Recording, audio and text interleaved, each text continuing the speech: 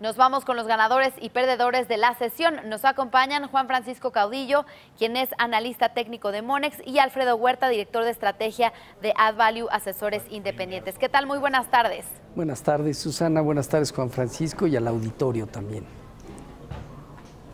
Hola, ¿qué tal, Susana? Muy buenas tardes. Buenas tardes, Alfredo. Pues Juan Francisco, durante las últimas 3 semanas hemos observado una fuerte apreciación del peso frente al dólar, una circunstancia sorpresiva para el mercado que estaba muy escéptico con los resultados de las elecciones que acaban de ser este domingo y el impacto que tendría en el tipo de cambio. En línea con tu análisis técnico, ¿qué tipo de cambio, del tipo de cambio que nos compartiste a mediados de junio, en donde señalabas pues niveles objetivo para el tipo de cambio en 19.50 pesos, ¿crees que el peso siga apreciándose o que sea el momento de volver a comprar dólares?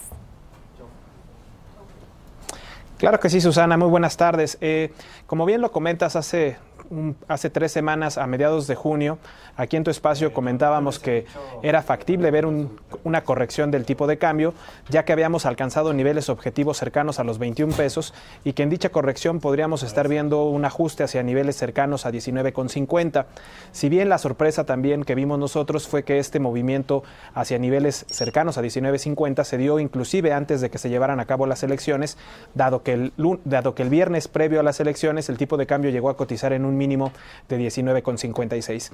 Ahora, esta semana, pues ya después de las elecciones, estamos viendo que en principio hubo un intento de reacción alcista que se detuvo en 20.20. Posteriormente a esa reacción que vimos el lunes, observamos una fuerte caída en el tipo de cambio. En las gráficas que te presento el día de hoy, quería comentarte y quería mostrarte que pues realmente la tendencia alcista del peso dólar sigue vigente y que inclusive el dólar index se mantiene con esta tendencia alcista ya desde hace un par de meses. En ese sentido, pues pensamos que en el corto plazo estaría llegando a un soporte clave entre 19.20 y 19.05, rompiendo por debajo de nuestra estimación original de un soporte en 19.50, lo que no nos preocupa ya dado que se mantiene la tendencia alcista. Además, también en otras gráficas de más plazo te mostramos cuál podría ser la expectativa y el análisis que nosotros mantenemos en el mediano y en el largo plazo, en el que estamos asumiendo que estos pisos que vimos en 17.45 primero en el 2017, posteriormente en 18 pesos en abril y ahora en el mes de julio ya en niveles cercanos a los 19 pesos, podrían ser pisos en los que el tipo de cambio generaría eventualmente rompimientos por arriba de 21 y de 22 pesos, que son los máximos que vimos en enero de 2017, colocándose con una expectativa alcista para el cierre del año entre 23.30 y 23.80, aproximadamente un 23.50 que estamos considerando.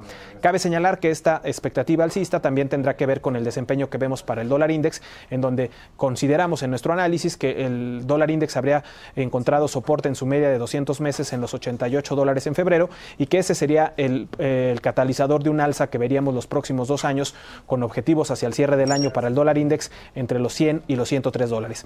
En ese sentido, pues pensamos que esta apreciación que estamos viendo actualmente en el tipo de cambio y que acumula una baja más o menos del 8% para una apreciación en el peso, pues que esto sería una oportunidad para volver a posicionarse largos en dólares, así como lo recomendamos en su momento hacia mediados del 2017, recientemente a mediados de abril, y ahora nuevamente hacemos esa invitación o esa expectativa de que es momento de comprar dólares. De muy corto plazo habrá que reconocer que hay soportes y resistencias que se están poniendo a prueba los soportes y que las resistencias inmediatas se ubicarán entre 20 y 20.30, pero que una vez superado dichos niveles, estimaríamos que hacia el cierre del año veríamos, antes de ese cierre del año, rompimientos de 21 y de 22 pesos que pudieran proyectarlo hasta niveles de 23.50.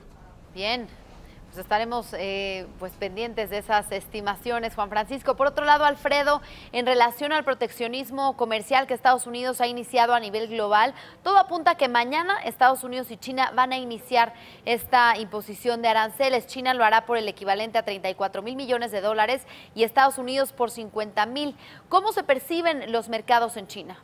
Bueno, claro que sí, Susana. En ese sentido, lo que hemos visto es que los mercados, tanto de capitales como la parte de divisas, han mostrado una inercia negativa, pues prácticamente desde abril a la fecha, aunque si vemos el acumulado, por ejemplo, en la bolsa de Shanghái, estamos viendo que en lo que va del año hay un retroceso cercano al 17%. Aquí iniciando un poco con la moneda, el yuan chino, hemos visto que después de una apreciación de casi un 4% a niveles de 6.23, prácticamente hemos visto una depreciación acelerada cercana al 6% de la moneda del yuan contra el dólar. Es decir, en ese sentido, desde que inició en forma más directa este proteccionismo comercial y las amenazas, el yuan chino se ha debilitado. ¿Qué es lo que creemos? Que en la medida de que respete niveles de 6.50 yuanes, es probable ver repuntes hacia niveles entre 6.80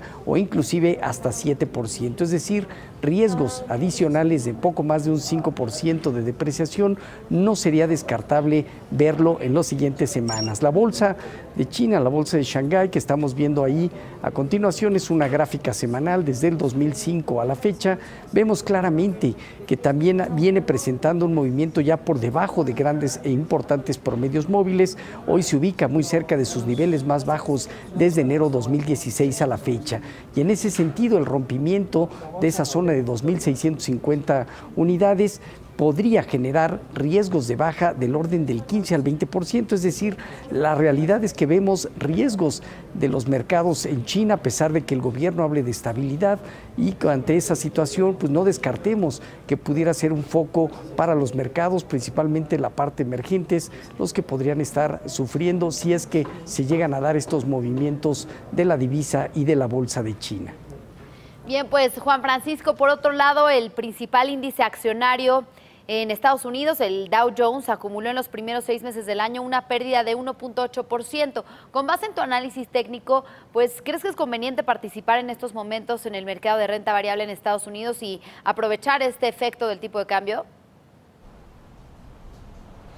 Sí, Susana, pues como bien lo comentas, vimos un desempeño realmente inferior a lo que se esperaba del índice Dow, esta pérdida del 1.8% en comparación con las ganancias que registraron, por ejemplo, el Nasdaq, cercanas al 8% en los primeros 6 meses, pues nos habla de una discrepancia importante en los principales índices accionarios en Estados Unidos.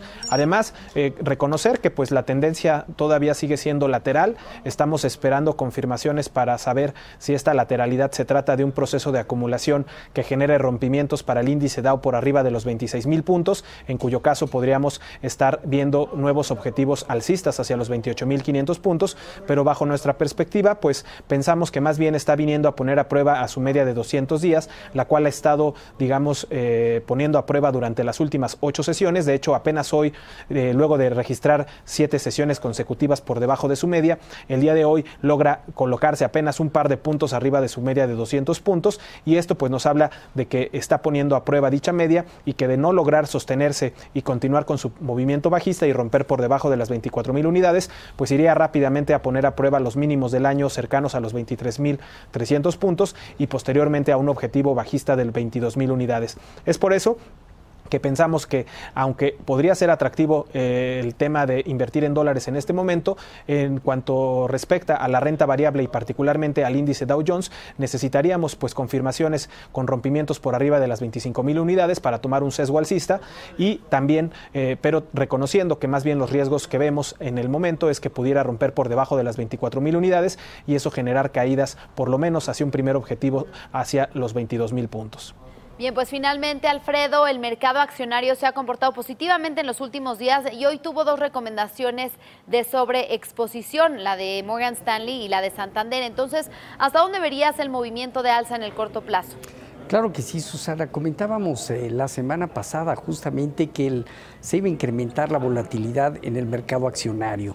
En ese sentido, veíamos 2 perspectivas y el mercado mantenía esa respuesta hasta los 47,500, 47,600 puntos. Quizá pudiera detonar algún movimiento correctivo, si ahí lo dejamos justamente. Sin embargo, decíamos, si empieza a dar rompimiento de esos niveles de 47,650 puntos, pudiera venir una extensión al alza entre 48,500 y hasta 49,500 unidades. ¿Qué es lo que estamos viendo hoy? Bueno, pues justamente ese escenario en donde tuvo velocidad en estos últimos días y específicamente hoy un alza no vista quizá desde principios del 2016, cuando tuvo cerca del 2.9%, hoy el registro fue de alrededor del 2.6% y en ese sentido, bueno, pues pudiera no descartarse alguna extensión. Sin embargo, lo que no hay que perder de vista es que todavía vemos quizá cumplimientos de formación cerca de los 49.200 puntos y por lo tanto veríamos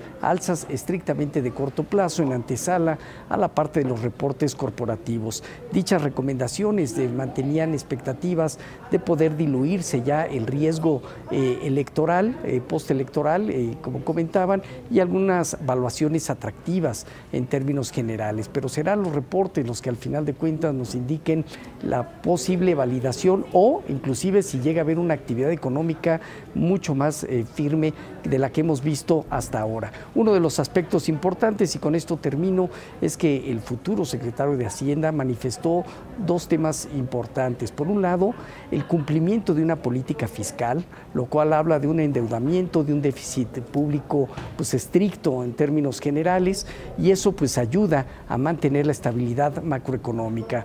Por el otro lado, también la autonomía de Banco de México, el respeto a la libre fluctuación de lo que es el tipo de cambio, y para el 2019 tocó temas estimados de crecimiento alrededor del 2,5%, lo cual pudiera ser un buen nivel para el inicio de esta administración, y por el otro lado una inflación entre 4 y 5%, que si bien no alcanza los niveles que estimaba Banco de México y que hoy en la minuta ya los pone en duda ese objetivo, finalmente entre 4 y 5% está acorde un poco a las condiciones, sobre todo de materias primas como los precios del petróleo. Así que esa es parte de lo que el mercado ha ido descontando. Creemos que perderá un poco de intensidad el movimiento, aunque de alguna manera 49.200 sería nuestra estimación en la cual pudiera consolidar nuevamente.